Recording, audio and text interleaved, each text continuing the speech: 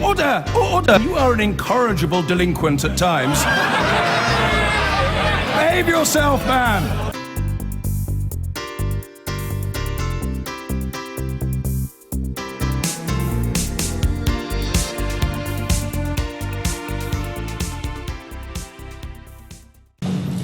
The event, as you can see, has a much more television studio feel to it. And this time, the candidates are going to be able to directly debate their positions. Now, this should mean a much more lively and engaging format that will give the audience here and at home a chance to understand the positions being staked out by the two candidates. Before we begin, I want to briefly set out how the event will run. Backstage, a short while ago, Jeremy and Owen drew lots to determine the order in which they would take questions. And over the past week and a half, members and supporters have been sending in their questions online, and the party says it has had a fantastic response. Now, I've had the chance to go through these, and I've selected a range of questions which I think are reflective of the key issues raised by Labour members and supporters. I've tried to cover a broad range of subjects and make sure that we're taking questions from all across the UK. I've also tried, in the main, because we're in Scotland, to select issues which affect voters across the whole of the UK, regardless of which nation they live in. The event is about 90 minutes, so we should have plenty of time for questions. I'll put the questions to the candidates and give them 40 seconds to answer. I'll then ask follow-up questions to the candidates, and I will also invite them to take on specific issues if it's clear that there is something they would want to come back on. When we get near to the end of our allotted time, I will invite each candidate to deliver a 2-minute summation on why they're the best candidate for the job. Now, we're nearly ready to kick off, but I just want to finish up with a couple of housekeeping points. I'll ask the audience to please refrain from making prolonged applause or making comments out of turn. This is just so we can maximise the amount of time the candidates have to take and answer questions, because everyone here and at home wants to hear what these candidates have to say. I know that emotions will be running high, but please refrain from booing and heckling and just listen respectfully. We've had a phenomenal amount of public political debate in Scotland over the last few years. For the most part, it's been grown up and civilised, so please, let's try and stick to that tradition tonight. And as I've said, the event's being live streamed, so let's try and make sure that viewers can hear it without too many interventions. Let's now get on with the questions to Jeremy Corbyn and Owen Smith. And in the interest of getting things off to a friendly start, what is it that your opponent's supporters see in him that they don't see in you? Jeremy Corbyn. I think they see somebody slightly younger. And I think they see somebody that now has a similar choice of jackets than I do. Although last week Owen had my beige jacket, and I can lend it to him if he wants to. I think in Owen they see somebody that represents his constituency in South Wales and has experience of the private sector as well as being a member of Parliament, and I hope that we see in each other something where we can conduct our politics with respect, not use derogatory comments to or about or against each other, and generally try to conduct politics in a way that brings people in rather than drives people away. Thank you.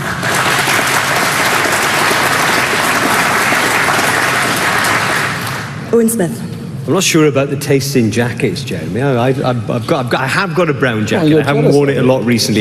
I think in Jeremy, people see someone who's got great maturity and experience in the party. Jeremy's been an MP for 35 years and knows how Parliament works and has worked assiduously in Parliament. And I think people see someone who is a believer in what he sees as being the Labour Party. I think we have differences as to what we see as the role of the Labour Party in Parliament, perhaps in particular, but I think Jeremy is someone who has convictions and he's stuck to them and he's still sticking to them all this time later.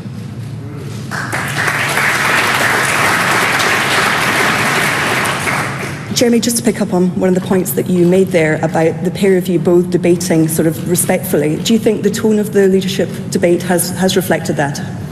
It has its moments, but it has lots of other moments as well. I'm trying to be diplomatic here. I want us to be able to debate policies, the direction we want our party to go in, the economic direction we want our country to go in, and the way that we can encourage particularly the many young people who didn't vote across the UK in the last election to come involved in politics and have this idea that society doesn't have to be unequal, there doesn't have to be poverty, there doesn't have to be communities left behind. And I think we should debate our politics around that, about always bringing people in and growing our movement. Owen, I presume you would agree with that? Yeah, look, I'm a Bennite on this. I think it is genuinely about the issues and not the personalities, and I think the fact that so many people have joined the party, the fact that so many people have come to see both of us speak in these hustings is illustrative of the fact that lots of us love the Labour Party and feel that we've been an incredible force for good in Scotland and across the whole of the UK, and lots of us are very worried about where the party sits right now and about the divisions that have grown up in the party over the recent period. And that's why so many people, I think, have been engaged in quite an emotional sense, and I don't discount that or think that bad. I think it's good that we feel emotional about the Labour Party. I want us to feel that we're doing something incredibly important, serving this party and trying to let this party serve the country. It really matters. That's why we all are engaged in politics, and I hope that we're going to see the same sort of spirit and emotion in the debate tonight as we've seen throughout the rest of the campaign.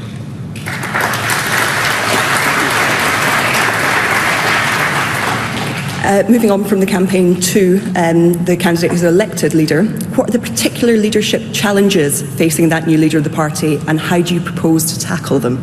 Owen Smith. Well, I think the big challenge we face is immediately unity. As I say, the party is very divided right now.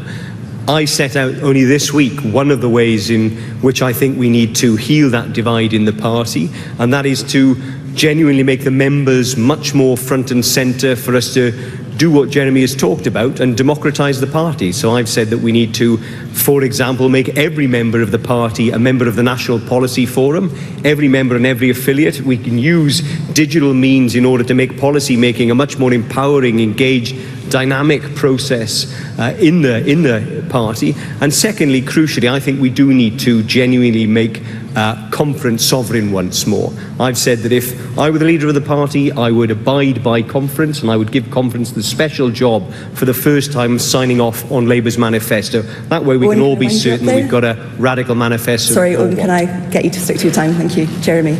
Our party membership has now grown to over 500,000. 300,000 people have joined in the past year, and I think that's a huge achievement, and we should all be very pleased and very proud of that.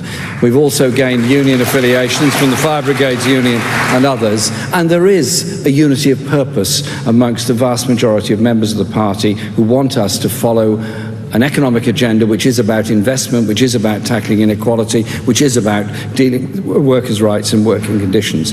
After this election, the Parliamentary Labour Party, I hope, will recognise the result of this election and recognise that when we come together as a movement, as members, as MPs, we can take on and can defeat the Tories.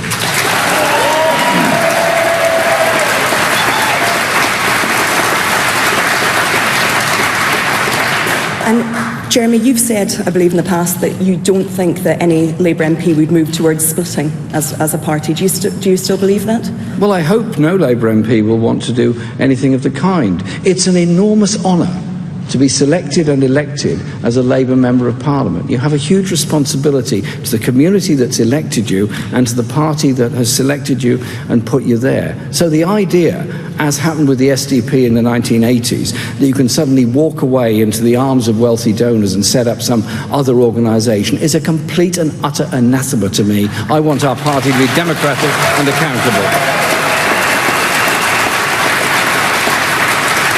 And Owen, I believe that in the past that you've said that there could be a split if Jeremy were to return as Labour leader. Yeah, well, let me be clear. I mean, I will never play any part in splitting the Labour Party. I've been Labour all my life, and I'll be Labour till I die. For me, there is the Labour Party or nothing. And I don't think there's any other vehicle coming along to replace the Labour Party, as some of the people who are around Jeremy have said in the past. And I'm referring to John McDonnell, whom I asked whether he was happy to see the Labour Party split, and he shrugged his shoulders and said, if that's what it takes. And my grave fear is that the party could split. that we could end up with a divided party. And if that happened, the only people that would benefit is the Tories. And the real losers would be the working people of Britain, of Scotland and elsewhere. So it is essential that we guard against a split. But in order to do that, I do feel we need to change the leader of the Labour Party in order to make sure that we can come back together. Okay, the next submitted question. Do the candidates think this should be the last leadership election before the next general election? Jeremy, that comes back to you. Well, it's not in my hands, it's in the hands of the Parliamentary Labour Party. I was disappointed that those resigned from the shadow cabinet. I was disappointed that the Parliamentary Labour Party decided to have this election at the very point when the Tories had just elected a new leader, and we could have been taking a whole economic onslaught against the Tory government at this time. However, that was not to be. We have the election, and the election is going ahead. And the result of the election we'll know on September the 24th. When we know the result of that election, I hope Labour members of Parliament and those that resign from the shadow cabinet or other positions will recognise that we can come together on the radical economic agenda, which clearly has impressive and massive support across this party, take the fight to the Tories and take the fight to them all over the country and win.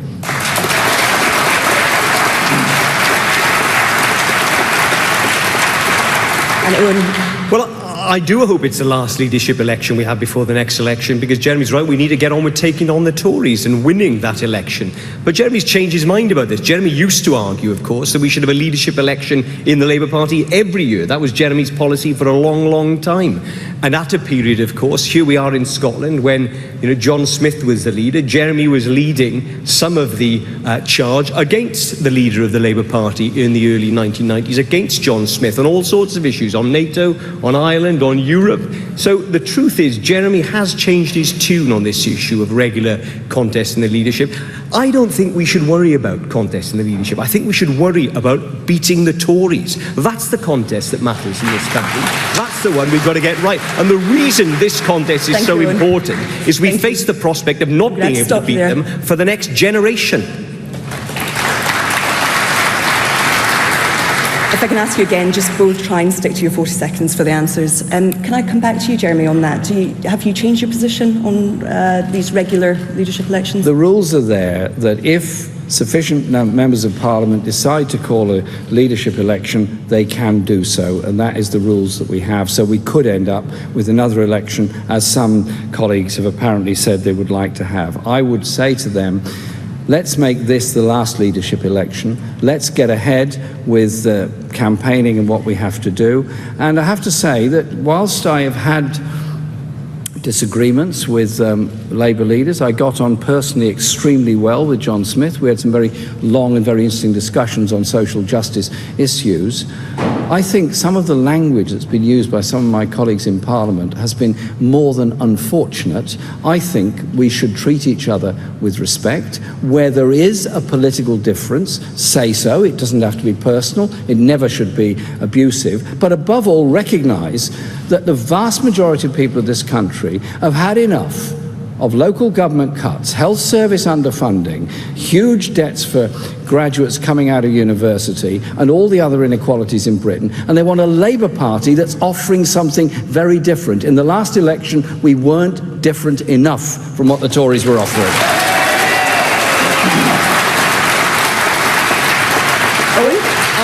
I would just say again, Jeremy has changed his tune on these things, because he did say of John Smith, he accused him in 1992 of being hand in glove with the Tory government. And Jeremy was accused by one of his fellow Islington Labour Party members, a councillor, of putting the boot into the Labour leader. So Jeremy is someone who has been a thorn in the side of previous Labour leaders and has argued for regular challenges to those leaders. And now he is the leader of the Labour Party. He now preaches a rather different sort of language and engages in a rather different sort of debate. So I think we've got to remember history, Jeremy. I agree with you that there's no room for personal abuse in politics, but you're not the only socialist in the village. You're not. Well, I don't know why you're laughing. Jeremy's been pretty fruity with his language on occasion. Never used bad language on later people. on. Oh, and you'll never find me using bad language on individuals. Okay. Well, Jeremy. Jeremy, in that case, I'll just quote this to you. I got attacked a bit this week for using the word lunatic, for which I've apologised. Good, thank you. For which I've apologised. Jeremy Corbyn called a Tory MP a lunatic in 1992, and he used the word again in Parliament in 1993. So, I think there's sauce for the goose and sauce for the gander, Jeremy, I'm going to give you 1 second to come back on that if you'd you've like been to, just a bit through to yourself on occasion. I'd rather we got on to Right. discussing politics. Great. Yeah. Okay, there's a lot in this one.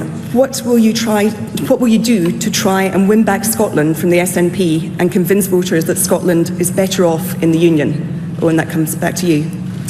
Well, the first thing we've got to do is make the case for big investment in Scotland. I've come to Scotland today to say that the Scottish share of the British New Deal that I've talked about, the £200 billion that I would spend across the UK on infrastructure, on schools and skills, etc., 20 billion of that would go to the Scottish Government in order to invest as they see fit within Scotland. The second thing, as a Welshman who understands devolution, I think I would bring a new understanding of how Scotland feels it needs greater autonomy within the Labour Party and across the country, and I too would seek to deliver that for the Scottish people. Understanding identity, understanding the pride and patriotism people feel in being Scottish. I'm Labour going to needs make to you get stick to your time at the moment. So, Jeremy, can I... In the leadership last year, I proposed a national investment bank. This has now become pretty common parlance within the Labour Party. I'm very pleased about that. A national investment bank of £500 billion across the UK would give at least £23 billion in Scotland, as well as a national bank in Scotland for further investment. These things are absolutely crucial.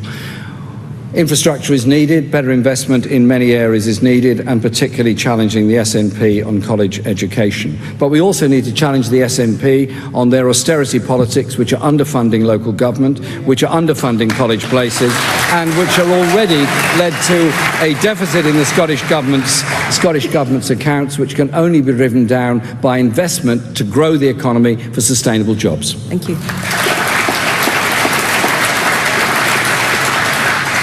So why is the Labour Party in this position in Scotland? What went wrong for Scottish Labour? Well, we're third right now in Scotland, aren't we? Behind the Tories. I mean, it's the lowest we've ever been. We've gone from second to third in the last year, and that should be a wake-up call for all of us. And I think there are lots of reasons for it. I think one of them is that people in Scotland did feel that the last Labour government wasn't radical enough and didn't implement enough of the policies that the people wanted in Scotland. I think Scotland is a radical country and a socialist country, and people want to see a socialist government at Westminster. At the last election, I think people worried that we weren't going to win across England and Wales, and therefore what was the point, if you like, of voting Labour? And we're still in that position today. That's the thing that deeply worries me, that right now we are at an even lower ebb than we were then. We're at 26, 27% in the polls. It's the lowest we've been since 1982, and people in Scotland cannot look to Labour in Westminster right now and anticipate us winning a general election, and therefore we are ill-serving the Scottish Labour Party, and we are ill-serving the people of Scotland. We need to get back to being a radical, credible government in waiting, and we need to be much more powerful in attacking the Tories, because the people of Scotland want a real opposition. And the NHS is being privatised, houses aren't being built, our school system is being wrecked across England, and Scotland is being underfunded. Jeremy, what's your diagnosis for what went wrong for Scottish Labour? Scottish Labour has grown quite a lot in the past year. There have been obviously very tough challenges. The issues have to be the Labour Party's commitment to redistribution of wealth and power, to challenge the SNP on its austerity programme, which is so damaging to local government across Scotland, but also the Labour tradition, which is about redistribution of power and wealth. And I think when people look at some of the stuff that was done by New Labour and some of the remarks made by Peter Mandelson about being relaxed about the extremely rich within our society, think, well, hang on, which part of Labour traditions is that part of? I want us to inspire people that we could live and will live in a world of great difference, where wherever you're born, whatever your parents does, means that you still have a good chance of getting on in life and getting a university degree, not the poverty of the postcode lottery and the poverty of unemployment.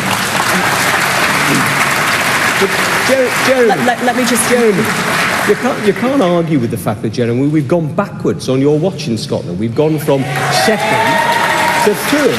You know, you were meant to be winning back Scotland on the basis that we'd be more radical and that would appeal to the Scottish people. You just repeated it. And the reality is, in the last year, when you've been the leader of the Labour Party across the UK, we have gone from second to third behind the Tories. Because he's the leader of the party. And under his leadership, we've gone backwards in Scotland. And under his leadership in Wales, we've got 7 UKIP members of the National Assembly. This is not progress for Labour. We are at a lower ebb than we've been since 1982. And that should cause all of us in Scotland, Wales, England, right across the whole of the UK to think, when are we going to start winning? When are we going to start winning? Okay, Jeremy, can I put that to you, that your policy platform, this so-called radical platform, is not playing with voters in Scotland? Well, the SNP are very good at pretending to adopt the clothes of the Labour tradition in Scotland. The reality is something very, very different of what they actually do in their economic strategy. And that surely is something that has to be challenged, is challenged in the Scottish Parliament. And yes, everybody's very clear there is a big fight ahead and a long road back. But you've got to start on the basis that the health inequality in Scotland has to be challenged. The levels of poverty have to be challenged. Insecure working conditions have to be challenged. And what the SNP is doing is actually an austerity programme while they're pretending it's not an austerity programme. Ask that to people that are losing their jobs in local government at the present time. But to do all that, we've got to win.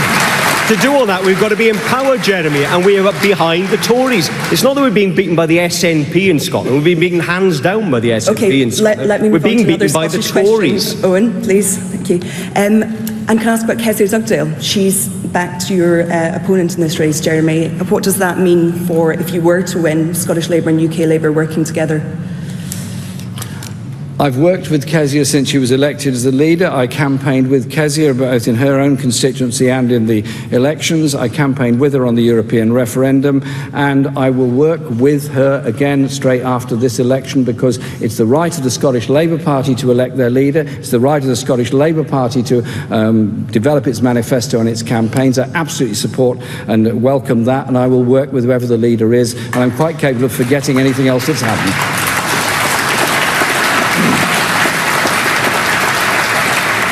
I think Kezia is doing a brilliant job. I think she's a fantastic role model.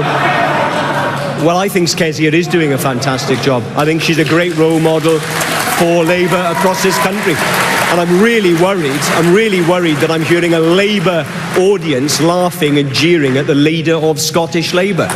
Really worried. I do worry about, you know, if we're worried about entryism, I presume that you still support the leader of the Scottish Labour Party, because I do. I think she's doing a great job.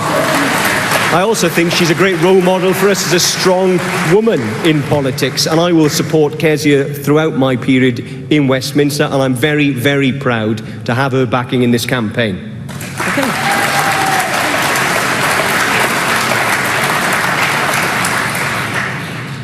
Would you consider forming a progressive alliance with SNP, Plaid and the Green Party, if that's what it will take to beat the Tories and change the political landscape?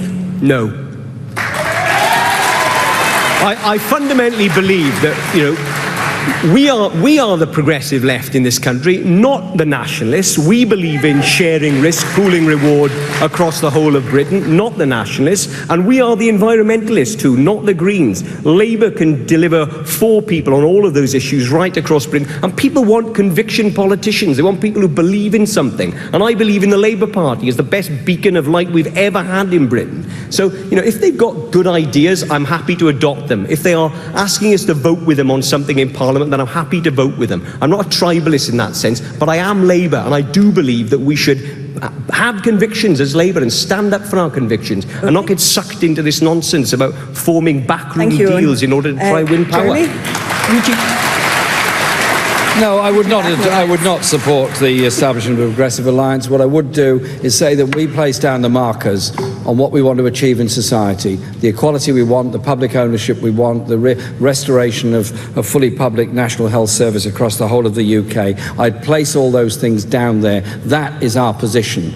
And in a parliamentary vote, If they are prepared, other parties, to support us in opposition to what the Tories are doing or in support of what a Labour government is doing after the next general election, fine. But we're not getting into negotiations about what's going to be in our manifesto, what's going to be about what we do. The whole point of the Labour Party, the whole point of the affiliation of trade unions to the Labour Party is for the whole Labour movement to come together on a determination of its policies. Yeah, of course you can.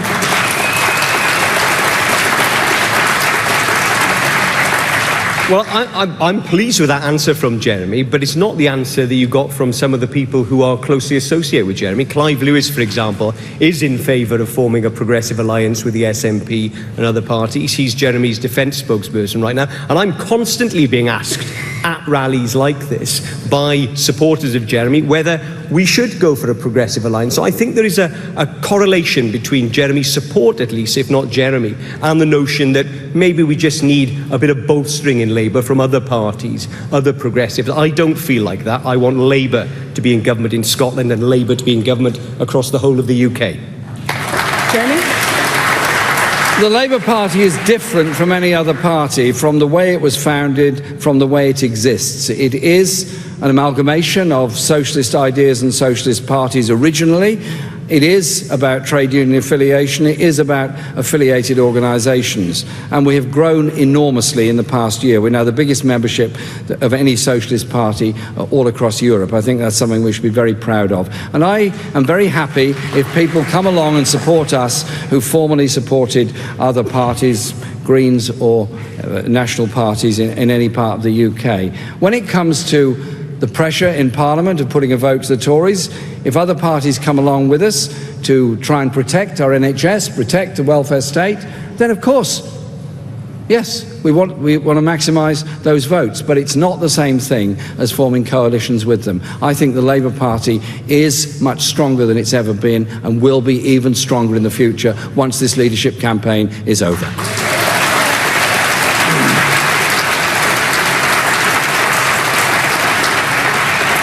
Okay, next question. Do you agree that to win a general election, you have to win the support of a good percentage of the middle class? And if so, how do you intend to do so? Jeremy, I think that's back to you starting. You have to win the support of a very large number of people to win a general election, and you do it in a number of strategies and a number of ways. You don't take any vote for granted, you don't take any community for granted, you don't take any area for granted. It's the safe seat idea which ends up with losing safe seats, and you end up in opposition as a result of that. So I want to, A, recruit as many people as possible to the party, that we're doing. Secondly, have an appeal to young people who are deterred by a voting registration system which has meant many are underrepresented, and also appeal to the wider electorate and simply say this: if you want to live in a decent society where people get housed, get healthcare, get education, then the Labour Party is for you, about redistribution of power and wealth. It's not a threat, it's actually an invitation to a better society to everybody.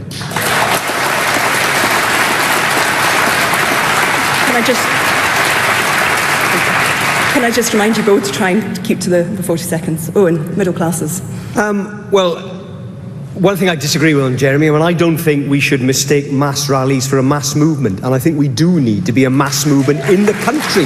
We need to get 11, 12 million people to vote for us, including millions of people who voted Conservative in the past, who voted Conservative at the last election. Now, not all of those people are middle class, obviously, but I think the secret to Labour winning over people who voted Tory and people who would think of themselves as middle class, perhaps, aspirational people across Britain, is to say we're aspirational, ambitious for everybody in this country, every family, every corner of Britain, every community. And the way in which we deliver for all of those places is investment in schools, in public services, in more secure jobs, in the young people of this country. Those things matter to everybody wherever they live, and we can win on that platform. Thank you.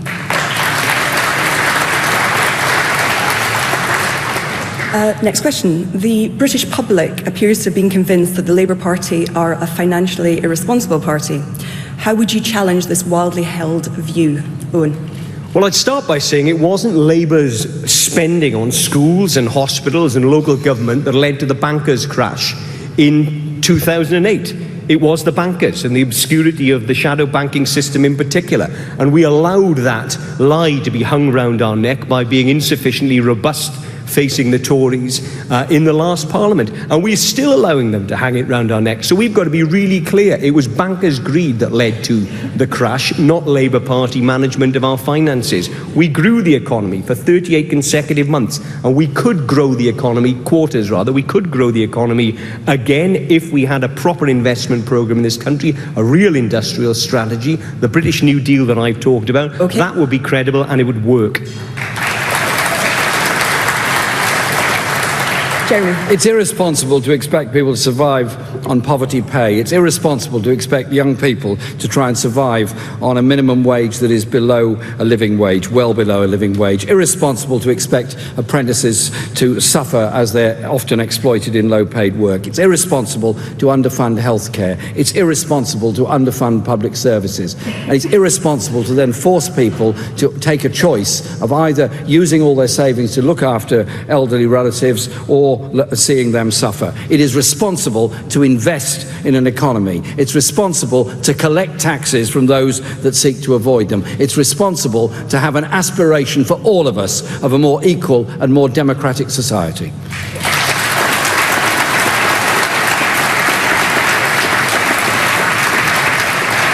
Okay. What is the highest rate of taxation a Labour government would seek? Jeremy. 50 pence a rate should be restored immediately for the highest earners. The corporation tax should be raised. It's already one of the lower in Europe and actually well below the level of the United States. But above all, we should also be chasing down tax avoidance and tax evasion and look with some interest and a lot of detail at the Panama Papers and force country-by-country reporting on corporations who systematically do not pay the taxes that they ought to be paying. I think that would be a good step forward.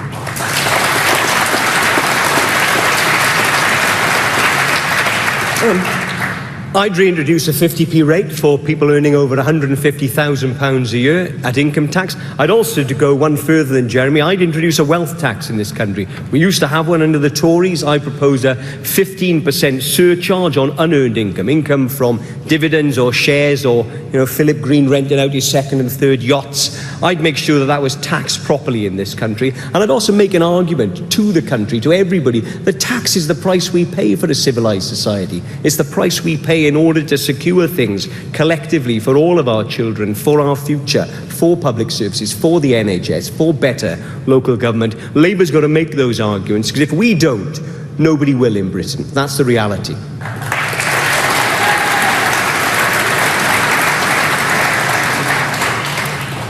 Okay, changing tack somewhat. As leader, would you support the legalisation or decriminalisation of recreational drugs? Owen. No, I wouldn't. And I say that unashamedly. I think that I've seen in my constituency too many people who've been hard hit by the use of recreational drugs, in particular having moved through, if you like, levels of recreational drugs onto harder drugs. I know that the argument that is made, and I know it's made all over the world, about taxing and licensing and not driving the drugs trade underground, and I've thought very hard about those things. But for my children and for future generations, I don't think it is the right step for Britain to decriminalise recreational drugs. I would decriminalise medicinal uses of cannabis. I would also want to look at supporting people who are trying to get out of the drugs trade in other parts of the world, because there is the horrors of the drugs war that's going on in Central America and the very large numbers of people that have died as a result of it. We can't get away from the fact that the huge consumption of drugs, particularly in the United States, but to some extent in Europe, actually fuels something deeply nasty, narcotic trade elsewhere. There has to be an intelligent approach to this.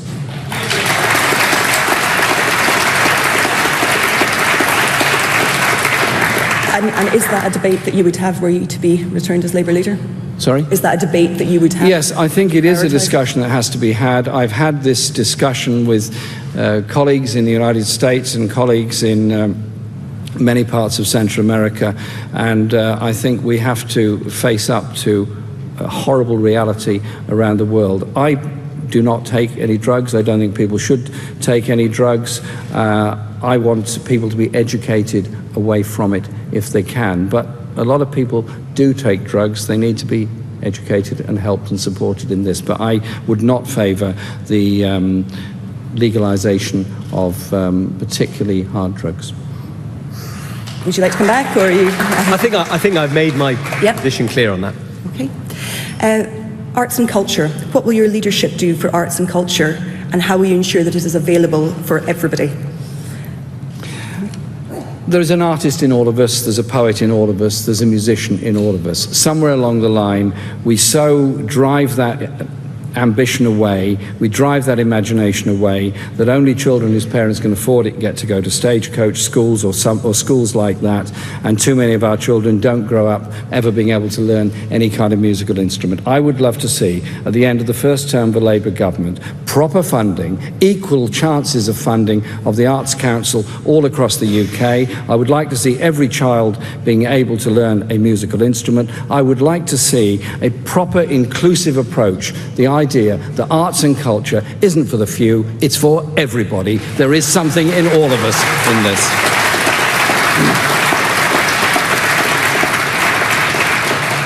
Well, if Jeremy had seen me as a young man learning to try and play the trombone and the violin, I'm not so sure that he'd think that there was an artist and a musician in all of us, because I was useless. But I like the idea that there should be an artist in all of us and a musician in all of us. Look, I think restoring funding is the first thing. We have seen the arts cut right across Britain. I think there's been much too great an emphasis on education only being about driving economic performance in Britain. That's something that's become a sort of cultural norm, and we should aspire, I think, to provide education for education's sake, in particular in the arts. Everybody should have a possibility to develop that inner poet and musician. Other countries in the world teach through the medium of the arts. That's an idea I'm interested in and something we should be pursuing, and if I were the leader, we would be.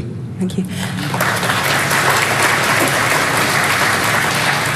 Can I come back to both of you and ask where the funding for that would come from?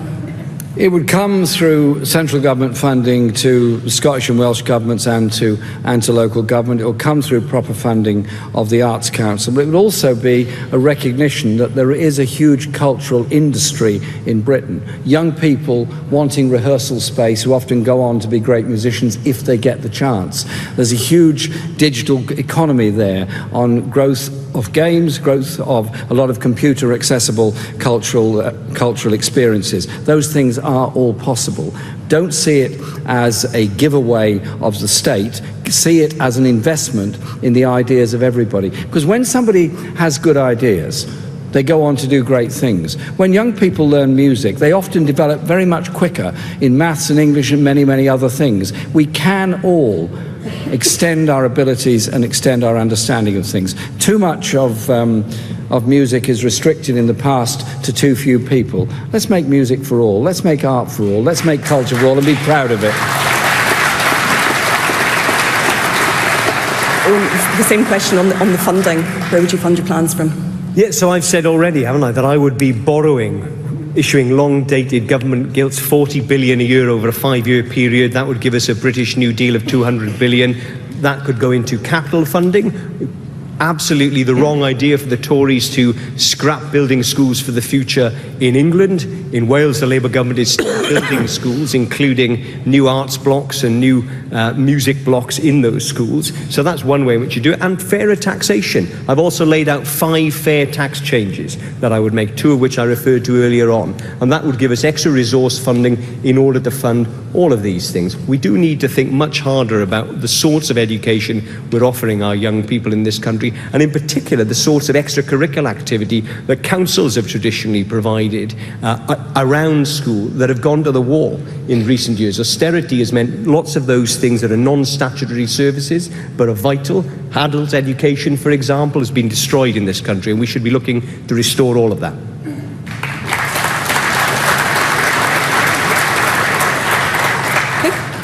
If you are in government, would you call a referendum on the monarchy?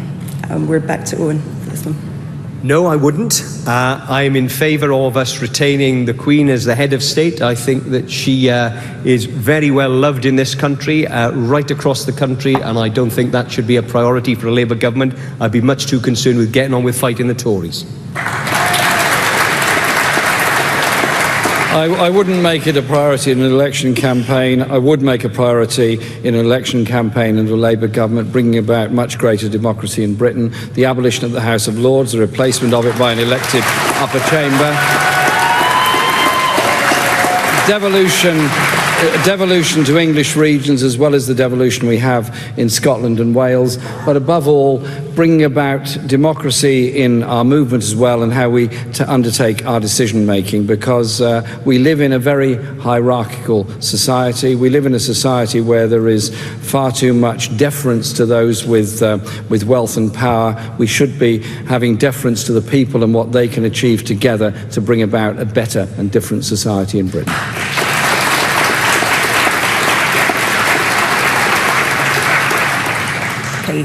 Should triggering Article 50 come down to a House of Commons vote, how would the Labour Party be instructed to vote under your respective leaderships? Jeremy. Article 50 will be triggered or not by the government when they decide they want to do it. There will presumably be a House of Commons vote at that time. We have to recognise the fact there has been a referendum. It didn't give us the result that we wanted. I think we have to set down lines for negotiation which are about protecting workers' rights, that are about protecting consumer rights, environmental rights, that are ensuring that industries all across Britain have access to European markets, and also that financial services have access to European markets. There has to be an effective economic relationship with Europe when the Brexit negotiations are finally completed. And I am talking to socialist parties across Europe and also learning a great deal from the Norwegian experience on this. We have to have an effective relationship with Europe. We also have to recognise there was a referendum that took place. Didn't deliver what we wanted, but that was the result it gave. Owen, if you were leader, how would your MPs be told to vote? Well, I don't think that's good enough. I was absolutely gutted when we woke up leaving the European Union. I think it will make lives immeasurably harder for working people here in Scotland and across Britain. And I think it is wrong for Britain to be outside the European Union. We should be in it, taking the fight to the European Union, making sure that our values are spoken for, making sure we use the Union to solve lots of the issues we want to solve. Tax avoidance, social issues. And I would use absolutely every vehicle possible in order to do that, including voting in Parliament not to trigger Article 50. So if I were the leader of the Labour Party, we would seek to block Article 50 being triggered. We were lied to on Brexit. We need to know what the truth of it is. And under my leadership, we would be strong and we would be staying in the European Union. Thank you.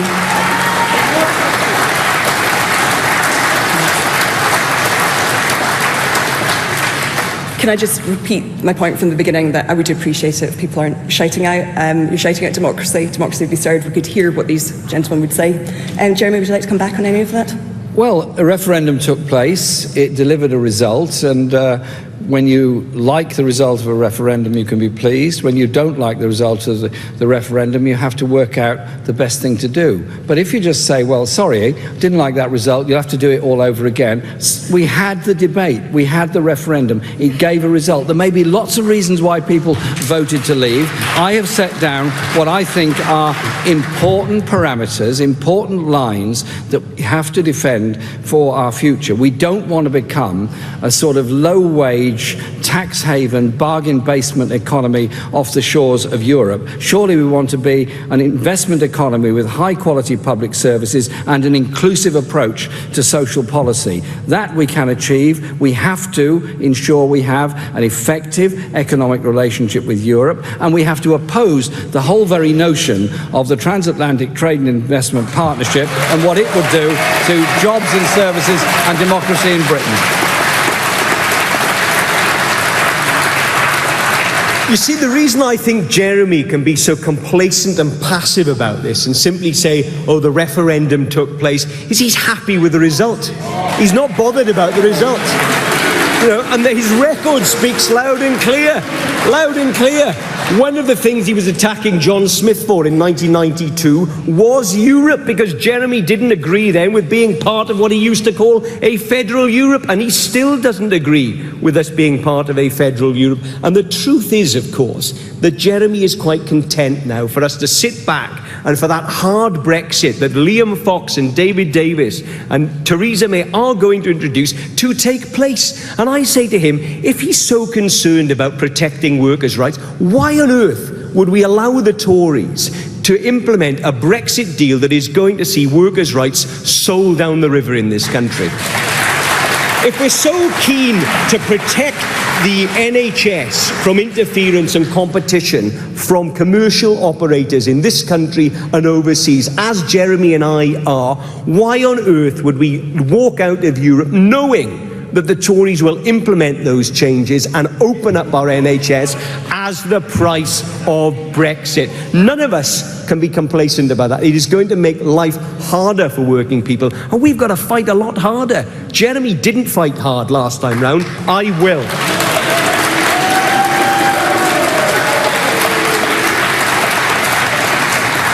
In 1972, there wasn't the social Europe that later developed. It was then a common market. I was talking about there was and is and continues to be a debate in Europe and the economic direction it would go. There are those in Europe that want to. There are those in Europe who want a free market Europe. There are those in Europe that want to. There are those in Europe who want to privatise everything, and there are those of us in this country and across Europe who want to see a social Europe, want to see social justice across Europe, and want to protect workers' rights, consumer rights, and environmental rights. Can you stop shouting, please? And that is exactly Jeremy, what I campaigned on in the referendum, and it's exactly what the lines are I've set down as to how we would deal with the Brexit negotiations and how we would set that down.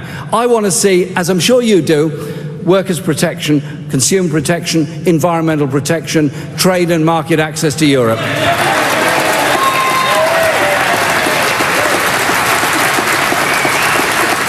I want to see all those things too, Jeremy, but all of those things are better achieved within the European Union.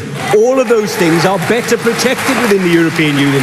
Workers' rights will be better protected. Social justice will be better guaranteed. Environmental protections are better protected. And we, unfortunately, are sleepwalking now and allowing the Tories to get towards the Brexit door without even putting up a fight. We're going out with a whimper right now, and I don't think you should be as complacent as you are. I think you should be much, much tougher. But I also think I don't want people jeering at Jeremy. I think he should have told the people who've been jeering me tonight to keep quiet, and I think I want the people who are jeering Jeremy to keep quiet.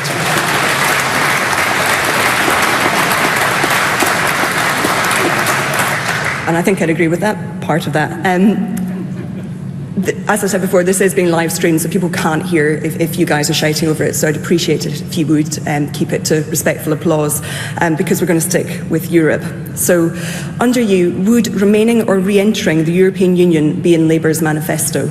And that starts with you, Owen. Yes. I think the way in which we should approach this now is we should demand that Labour has a seat at the table during the Brexit negotiations.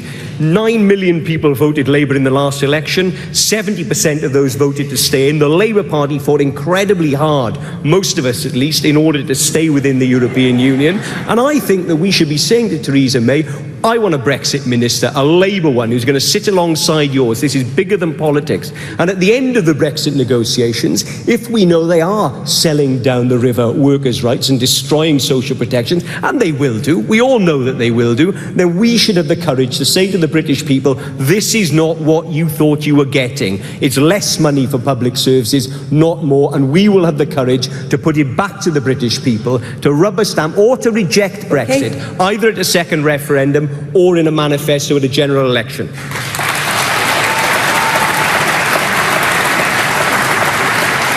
An election manifesto must be decided by the party and what's going to be in it.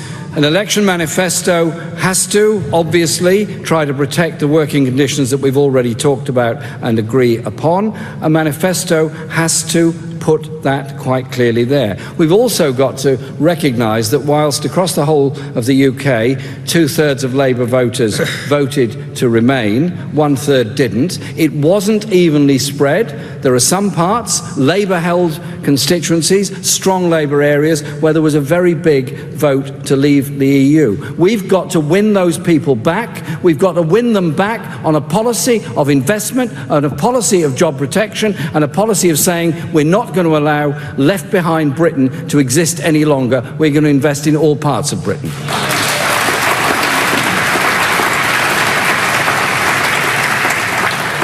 Can I just come back to you on that? That didn't sound like you were ruling it out going into a general election manifesto. We'll go into a general election with a manifesto that I hope will say we're going to have a positive relationship with Europe in the future. If we're going to go into an election saying, well, there was a referendum, we didn't like the result, therefore we're going to ignore it, I don't think that says very much. I don't think it says very much for our respect for democracy and the decision that was taken. I didn't want this result any more than anybody else, I suspect, in this hall wanted that result, but we have to work with it. We have to do our best to ensure we get the protections we need, the market access we need, the relationship we need with the European Union. You see, Lindsay, I think that was an incredibly revelatory answer from Jeremy. Because what he's just said is that even if the Brexit deal that is on offer in 18 months or 2 years or 3 years' time at the next general election is worse for the British people, Jeremy is not going to put into a manifesto that we should reject it and act to stay within the European Union. That is an incredible admission for Jeremy to make. And it makes me certain that Jeremy has never wanted us to stay within the European Union. His record is clear. His record is absolutely clear. He's always been opposed to it.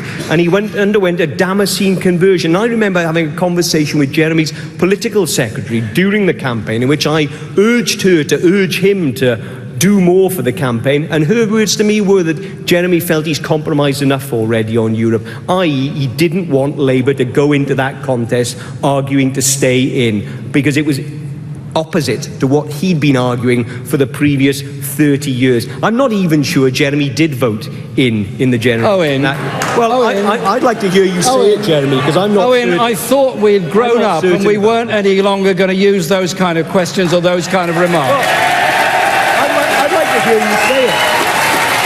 I would like to hear you confirm Owen, that you you voted know in. perfectly well what you and I were doing during the European referendum. What we're doing, we're speaking together on the same platform in Cardiff, asking people to vote to remain. I was at that meeting, Jeremy, and you made a very narrow speech, as you did in all of those rallies. You only spoke about protecting workers' rights. You didn't make the big case we should have made. We're internationalists in Labour. We're internationalists, and we believe in collaboration and cooperation across Europe between peoples in this country and between peoples everywhere. I fundamentally want to see socialist solutions for everybody in Europe, and I want Labour to be making an argument as internationalists and cooperators at the heart of Europe. Jeremy doesn't agree with me about straight that. after and the I say again, are you absolutely certain you did vote in? At the end of that meeting in Cardiff, you didn't say any of that at all. You said something very different, actually. You said something extremely complimentary, and I said complimentary things to you. Can't we go back to that day? How about going back to my question? In fact, as I recall it, you were deputising for John McDonnell that evening. Did you definitely vote in? Yeah, John didn't show up. I don't know what John was doing. He didn't show up. He was not able to be there, and I think you know the reason why. I don't actually. What was it? It was a health issue. Oh, well, he didn't tell me at that time. Oh, well, I'm sure you would understand it then. Yeah. Okay. And you know perfectly well that straight after the referendum I went to a meeting of the Party of European Socialists. You know perfectly well that I'm the first Labour leader to consistently attend PES meetings over the past 6 months, because I want to build that progressive alliance across Europe that does oppose austerity, that does oppose the idea of a free market Europe. You know that perfectly well because you supported me in doing I'm still wondering why you haven't answered my direct question as to whether you voted in or out. Owen, you know perfectly well what the answer is, that I voted Remain, and I'm very surprised and actually quite disappointed that you should even raise this question. I'm surprised you know that.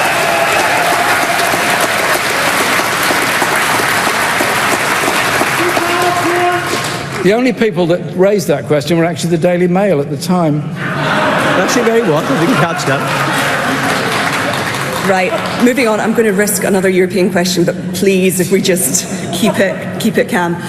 Should EU nationals currently resident in the UK automatically be granted indefinite leave to remain upon the UK leaving the European Union? Yes, they should, and indeed, we in opposition have...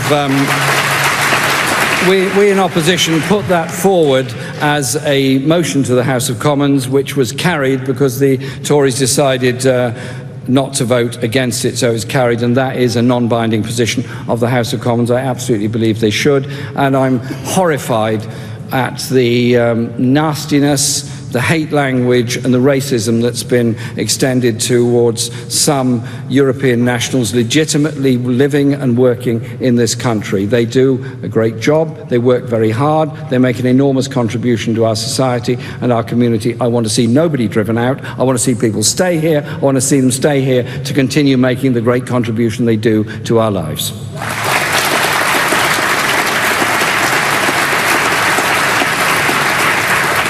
Yes, absolutely. The last thing we should do is drive those people out of the UK, and the way in which they've been used as a bargaining chip, if you like, by the Tories.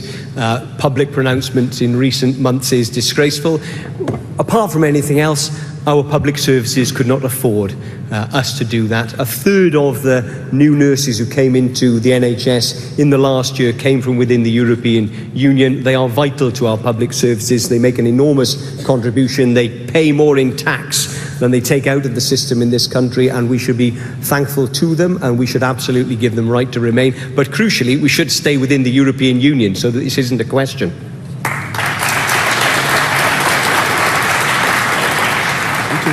And last Europe question, will you save Erasmus? This is the student exchange programme, which allows students to study in other European countries, Erasmus. Oh yes, I would absolutely want to stay within the Erasmus system. I think it's given fantastic opportunities and chances to many young people, both from other parts of Europe as well as from this country, to study and to share experiences. Every university has relations with other universities across Europe, often well beyond the EU borders. The Council of Europe is something that's quite important.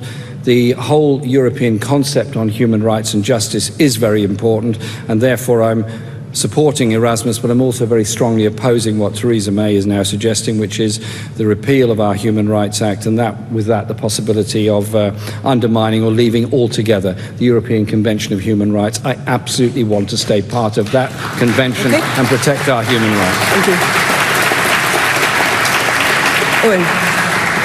Yes, of course, if we are allowed to. And it highlights, doesn't it, one of the many risks associated with our leaving the European Union.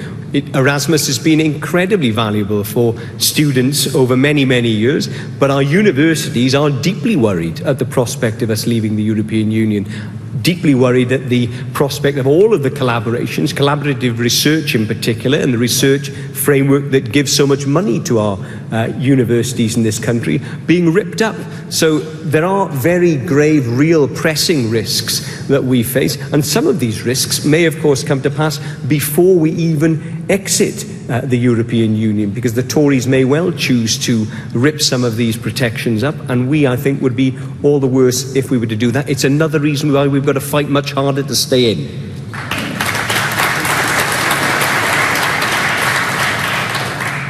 Okay, NHS. What is your plan on tackling obesity and the problems it causes for the health service, the strain it puts on the NHS, both in terms of the food industry's high level of sugar and salt, in terms of restriction on ingredients, as well as restrictions on false all fat is bad advertising? And Owen, I'm going to come to you first on that. Well, I'm in favour of us being much more interventionist on this. I think all of us look around our country and see that we have got an enormous problem with obesity and with diabetes. And I think that the answer is a strong public health intervention by the government, making clear what foods do to us, making clear what damage we can do to our cells. We are surrounded, aren't we, by easily consumed, high calorific food, and we need to do more, I think, to both inform people and to guard against people damaging their own health. That isn't nanny statism. It's about being sensible with the health of the nation, and we need to invest in our NHS and in public health in order to do that. That's why I would raise taxes on corporations and some of the other taxes I've talked about in order to put an extra £60 billion into the NHS. Money, of course, that would come to Scotland too. Okay. Jeremy. The NHS has to deal with the crisis of obesity, has to deal with the crisis of mental health, has to deal with the crisis of inequality and poverty that exists across Britain. So we deal with it by investment in the NHS, we deal with it by public education, we deal with it by regulation on salt and sugar content in food, we deal with it by helping people, and particularly in schools, to eat healthily and to understand what cooking is about and understanding what healthy eating is about, because fast food can be enjoyable but is also not necessarily terribly good for your health. So I do believe also in regulation which restricts the amount of food and other additives that are put into our food. Children should not be brought up solely on sugary drinks. They should not be brought up on high salt food, because that forms their behaviour often for the rest of their lives. Okay. Can I come back to you both on the advertising point? Would you change regulations on advertising around unhealthy foods? Yes, I do think you have to change the regulations on advertising. It has made quite a lot of difference in a lot of areas where, for example, the alcohol content in drink has to be clearly labelled on the products. The effects of smoking have to be clearly labelled on the cigarette packet. And I do think the levels of sugar content are now better displayed on food products. But in the sort of easy to pick up, very high sugar sweets that are there at every counter where children just pick up a handful of them, there is not any realisation there that in reality they're picking up a handful of sugar. The most instructive afternoon I spent was at a local community fair where we had a bottle of Coke and a glass full of sugar, and when I was explaining to people that actually the bottle of Coke equalled that amount of sugar, they were totally horrified by it, as I was horrified by it. Sometimes a bit of a shock actually helps people to understand just what they're doing to their health by these very high levels of sugar consumption. Owen. Yeah, I think our kids are bombarded with advertising and images that glamorises foods that are very often bad for them, and in all senses, on television, billboards, everywhere you go. And I think it is right and sensible for us as parents and as citizens of this country to try and change that. And in order to change that, government regulation will be required. I also think Jeremy's right. More teaching of cooking in our schools. My wife is someone who trained as a DT teacher, teaching cookery in secondary schools. I think that's an incredibly important skill and one that's been lost to many people. And the state can play a role in trying to encourage people to cook more at home with fresh food, and we should start when they're children.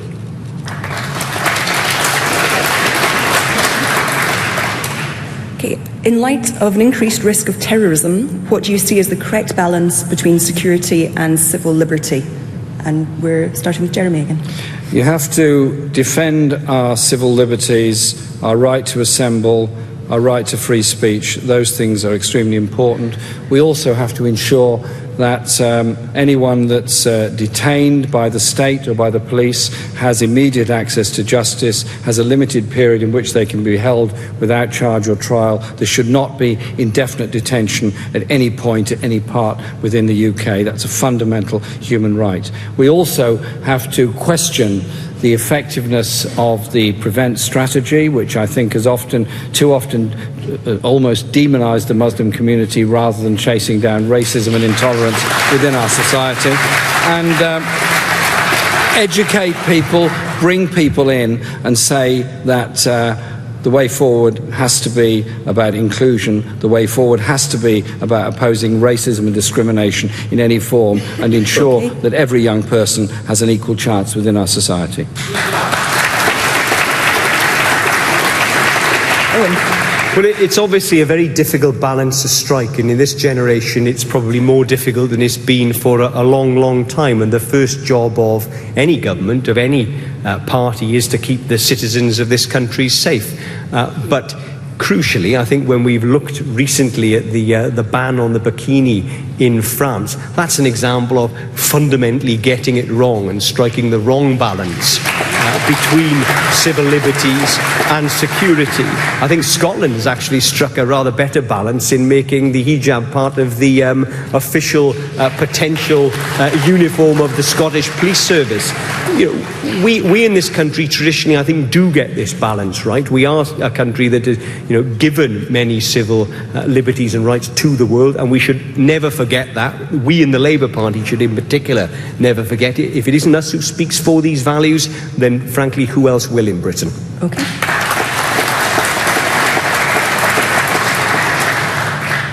What measures would you take as Prime Minister to successfully tackle the issue of forced marriage and so-called honour violence? And Owen, we're back with you. Well, I think honour violence, obviously, I think that's what you said, was it?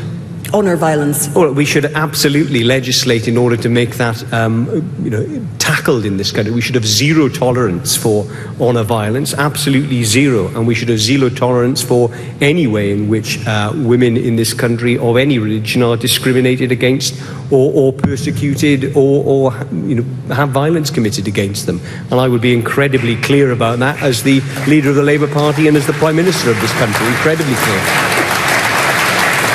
There's no room for it. Forced marriage already is illegal, and it should be so.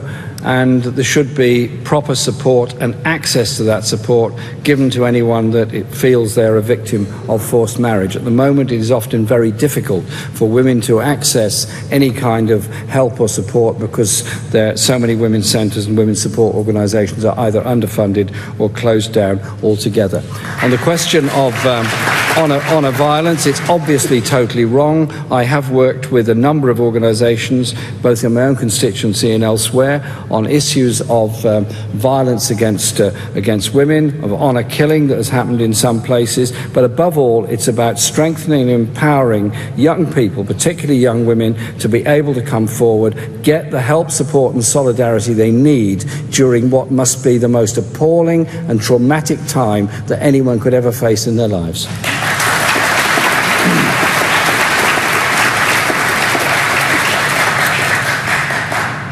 Do you support the UK's continued full and active membership of NATO? Jeremy, we're back with you. Well, we are members of NATO, and therefore we are part of it. Does that mean we have concerns about what NATO does? Yes, I do. I want NATO to be, as far as it can be, a force for peace and good in the world. I want to see us being part of a process that brings about a de-escalation of tensions between NATO and Russia, as far as possible, the demilitarization of the border areas between NATO and Russia, and start to ensure that we have as dialogue as possible with Russia, whilst at the same time, as I've always done, condemning any abuses of human rights that exist on either side of the border, be they in NATO-supported countries or, of course, in Russia itself. We also need in Parliament a clear line of decision-making about the deployment of British troops, which I think the Chilcot report indicates it's important that there be a War Powers Act in Britain, so Parliament is required then to make a decision if British troops to be deployed.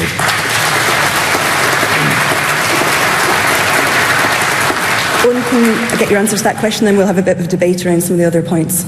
Sure. Well, Jeremy has spoken against NATO on many occasions in the past. My view is that NATO is an important way in which we have secured the safety of people in this country over a 70-year period. I think it's an important way in which we've secured the security of people in other countries. And I would absolutely be in favour of us retaining our membership of NATO. Of course, all organisations can be reformed. And I agree with Jeremy that we need to make sure that our Parliament here in the UK has a real role when it comes to determining whether we are to go to war and whether that war is proportionate and reasonable and legal according to international law. But I'm absolutely in favour of us honouring our commitments as part of the NATO alliance, and we should always honour our commitments as part of the NATO alliance.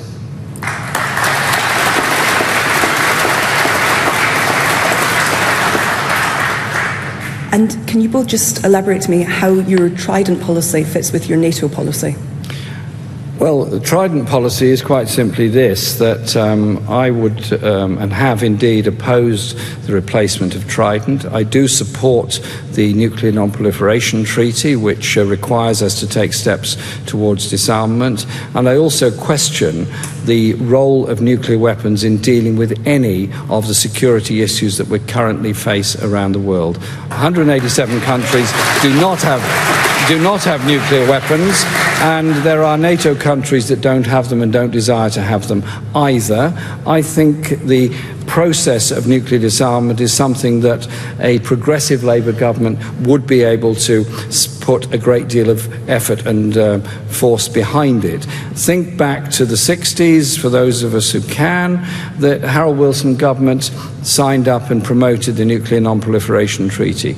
Wouldn't it be good if a Labour government coming in 2020 said, we are going to do everything we can to ensure the Nuclear Non-Proliferation Treaty grows in stature around the world, more countries give up their aspiration or indeed their possession of nuclear weapons, and we reduce the number of nuclear warheads. I do not see spending $100 billion or more on a Trident replacement program is actually going to make the world a safer place. I think us saying the issues that face this world are injustice or inequality or insecurity and all those things, and they should be dealt with first.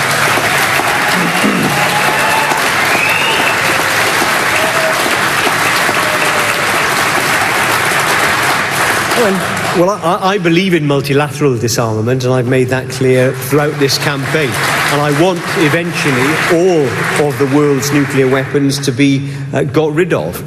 But obviously, changing our nuclear position in this country to the one that Jeremy advocates, a unilateral disarmament programme, would fundamentally change the nature of our role within NATO. We are one of the nuclear powers. We are one of the permanent members of the Security Council, and we are a nuclear power within NATO.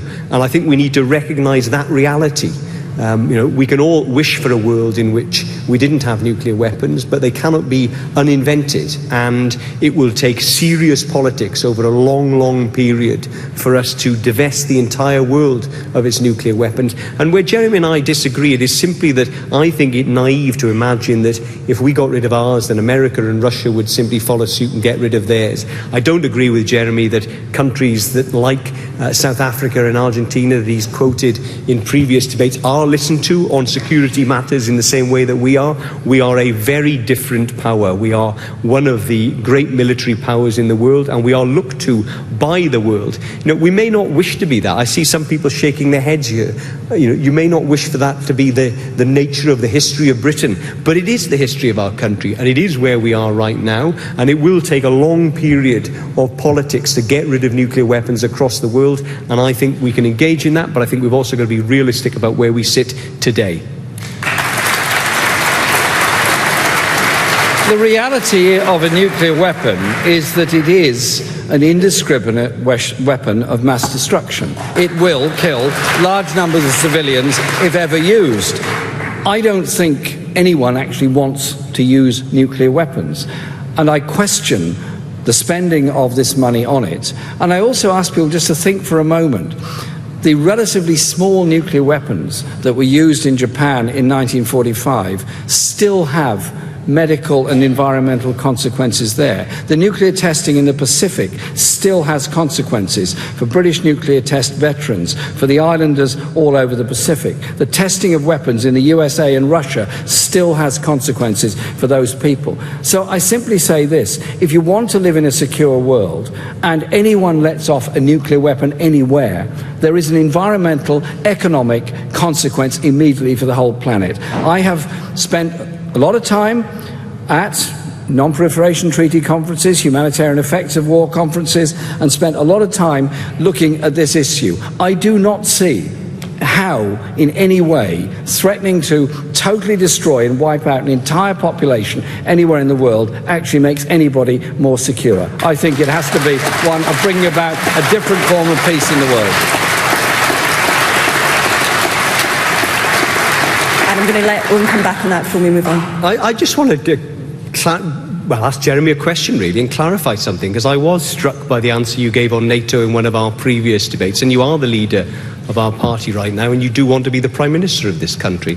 And I thought that you said in that previous debate that were one of our NATO allies invaded, that you wouldn't necessarily go to their aid militarily, and I just wanted to check that wasn't right. What I said was, I said tonight that there has to be a decision made by the UK Parliament on it. That's where a War Powers Act would come in. So we wouldn't necessarily honour the War Powers Act would decide whether or not we deploy British troops. What I would say is that within NATO we should do all we can to bring about disarmament where we can, to bring about demilitarisation where it's possible, above all to reduce tensions in the world. Owen, let's not go looking for wars, let's go looking for peace.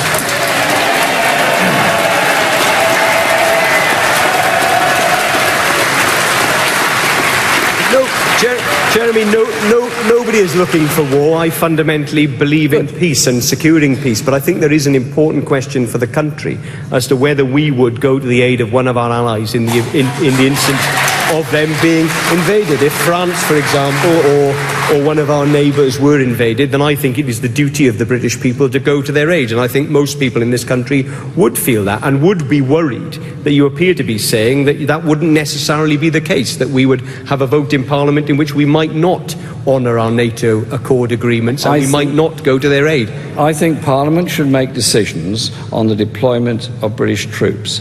I think NATO should do its best to bring about the disarmament and the peace that we all seek in this world. And if there are tensions between, for example, Russia and the Ukraine, between Turkey and Russia, between Turkey and the awful war that's going on in Syria, which of course is not part of NATO, but Turkey is, surely we all have a responsibility to seek and bring about a political solution to those problems rather than allowing it to slide down into war. Okay, well, I think it's important to get this. You would probably agree with that.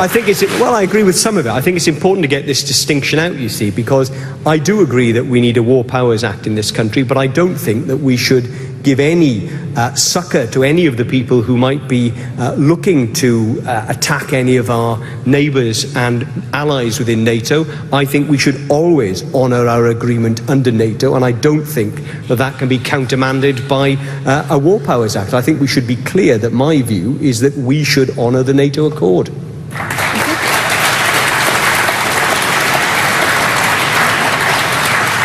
We're going to move on to the next question. What would the benefit of this country if the whole rail network was or wasn't renationalised? The public benefit of public ownership of our rail network would be enormous.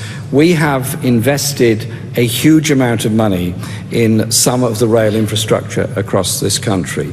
Not necessarily in an even way, in the sense that the main lines have been improved, other branch lines have often been ignored or not given the support that they need.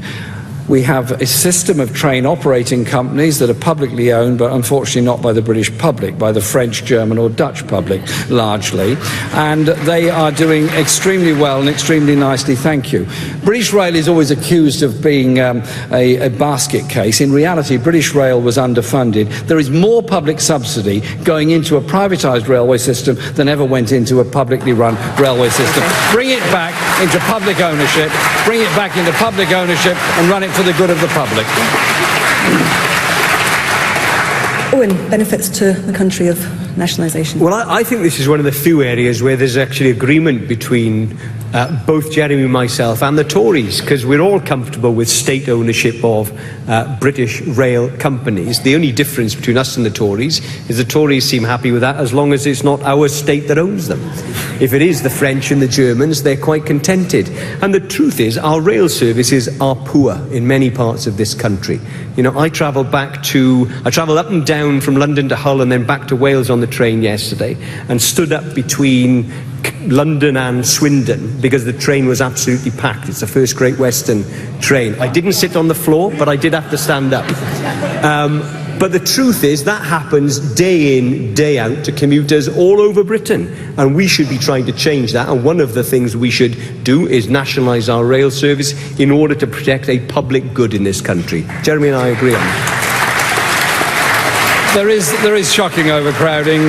Often trains between Edinburgh and Glasgow are grossly overcrowded. Often trains from Brighton and London are grossly overcrowded. And somewhere along the line, these train operating companies all claim they're fulfilling their obligations under the arrangements they made to take over those lines. I simply say this: when East Coast Main Line collapsed and was brought back into public ownership through Direct Rail, it ran well, paid £600 million into the Exchequer. We've now passed it over to Virgin East Coast, and are we getting £600 million back into the Exchequer? There you go.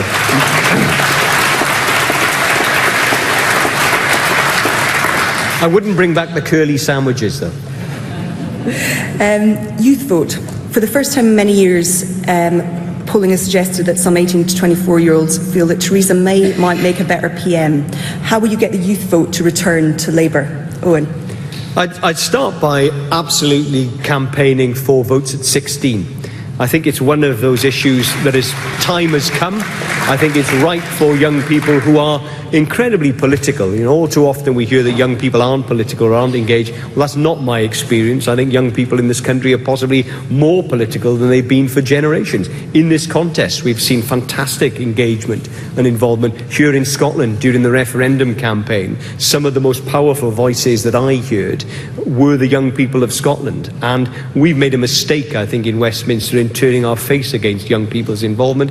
I think the other thing to do is we've got to get on with providing better higher education, further education and higher education. We need to fund it properly. We need to have an ambition of having free higher education right across the whole of the UK. Okay.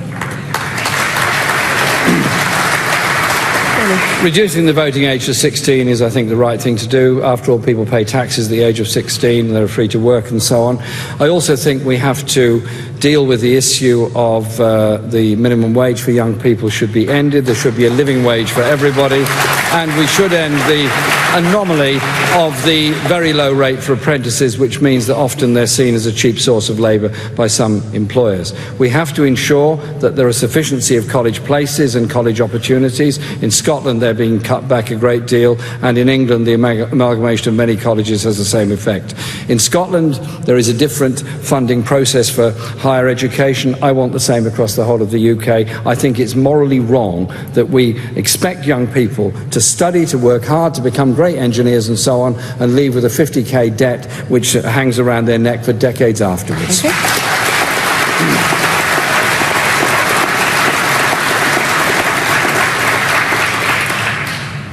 The Olympics were a great success. What can we learn from the way that was achieved to help us make our society into a great success? Jeremy. The Olympic achievements. I thought the best response I heard of the Olympic achievements was actually Mark Cavendish, who described the way in which the cycling team prepared for and achieved so much at the Olympics. He said everybody knew what they were doing, they all worked very hard to achieve it, and they all made sure everybody did what they had to do in order that the whole team should succeed. It seems to me like an allegory of how society should work.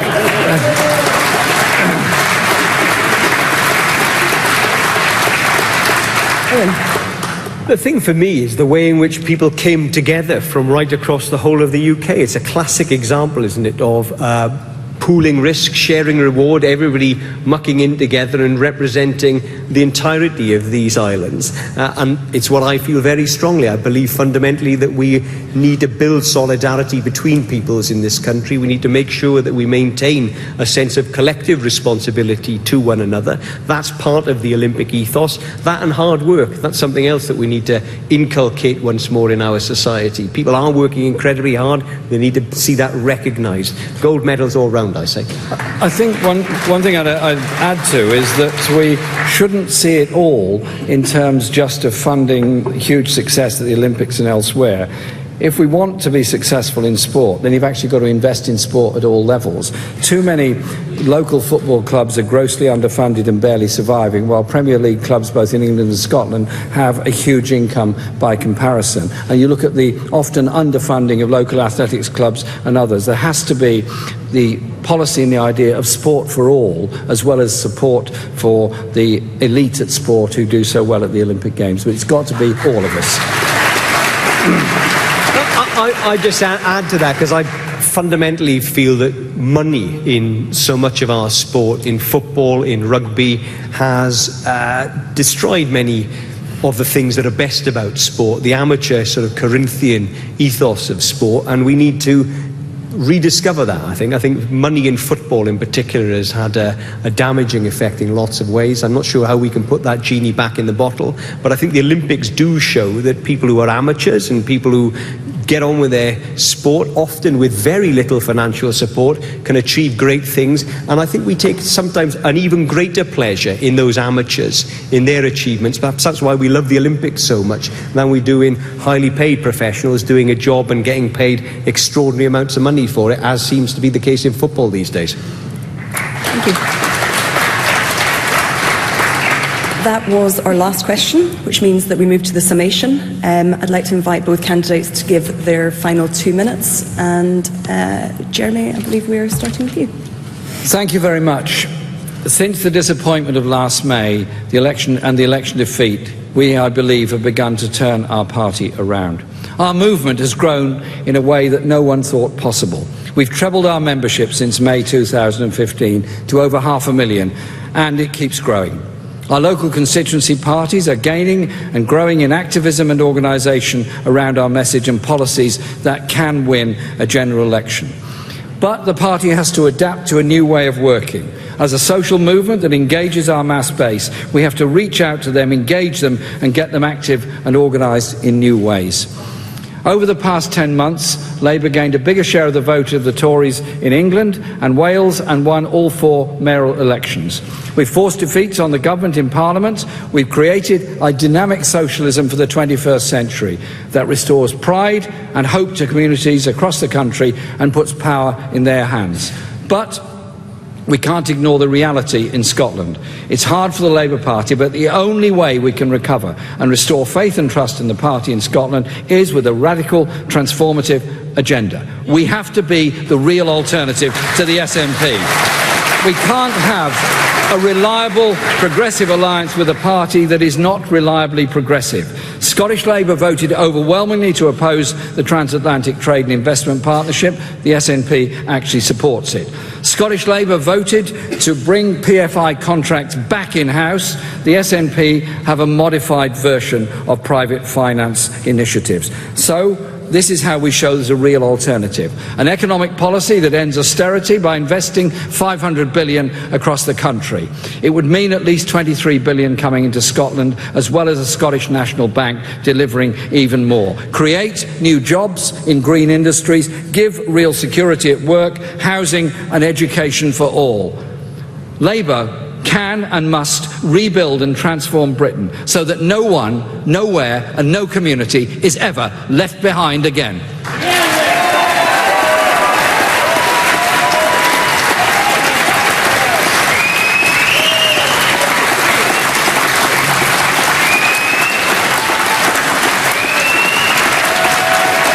Okay, and Owen Smith's got his 2 minutes, so thank you very much. Owen Smith, your summation. Thanks, Lindsay. As I was coming up here today, I was thinking about Keir Hardie, who is an MP, Scottish MP, as you know, but who represented the seat right next door to mine in the South Wales Valleys, and a great Labour leader who spoke for Labour from Scotland, in Wales and in England. And one of the things he said that's always resonated with me is that unity should be the first object of all of us who desire socialism. And he knew that to be true, as did all of those great leaders who followed him, Attlee and Bevan and Castle and Donald Dewar and Gordon Brown. They knew you've got to be united. And the truth is, right now, we are not united as a party. We are divided as never before. And there's an iron rule in politics, which is that divided parties lose elections. That is why we are third here in Scotland, behind the Tories. That is why we are not able to stand up, as Jeremy and I want to privatisation of the NHS, to destruction of our other public services, to the destruction of working terms and conditions in this country. Now, I know a lot of you feel right now that we shouldn't be having a contest I know a lot of people feel it shouldn't have come about in the way that it has. I accept and recognise that. But the truth is, we've got a contest. And my view right now is it's the biggest choice all of us have faced in a generation. We can stick with Jeremy Corbyn, and we can wake up. Okay. Let Owen finish. You can stick with Jeremy Corbyn, and we can wake up. We can stick with Jeremy Corbyn, and we can wake up with Groundhog Day. Groundhog Day. Still divided, still not opposing the Tories, potentially having another 18 years of the Tories. And I don't think Keir Hardie or anybody else would see that as the right choice for this generation. So I am telling you tonight, I am determined to unite this party. And the reason I want to unite it is I want a Labour government again. A Labour government in Scotland, a Labour government in Wales, and a Labour government across the entire UK. And I do not believe Jeremy Corbyn can deliver that for us. That is why I'm standing in this contest. That is why I'm determined to win this contest, because we can build a better Britain, the better Britain we all want, but only if Labour wins. And with your vote, Owen, I will win, and I will take Labour back to power.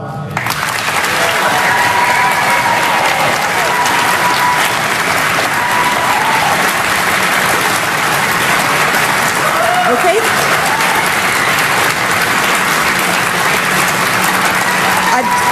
Thank you. There'll be a moment to thank both candidates. Thank you. I'd like to thank Jeremy Corbyn and Owen Smith for their participation tonight. I'd also like to thank the audience here for keeping things pretty civil. I hope that you feel like you got the answers that you wanted to hear, and I hope it's been informative for you. Thank you very much. We've got some more questions than anybody else.